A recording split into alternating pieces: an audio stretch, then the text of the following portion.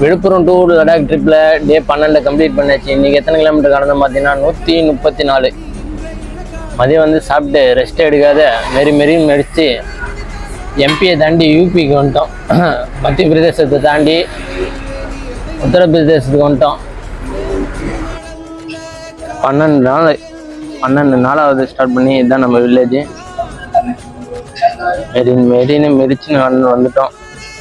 12 நாள்.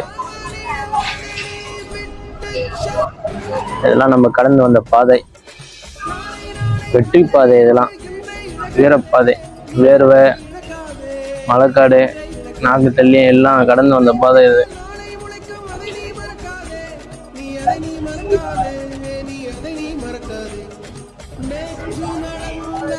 பார்டரை கிராஸ் பண்ணி ஸ்டே பண்ணிடுவோம் இன்னைக்கு நைட்டு. இன்னும் நம்ம கடந்து வந்த பாதை அளவுக்கு இருக்கு. இன்னும் ஒரு 13 நாள் ஆகும்னு நினைக்கிறேன்.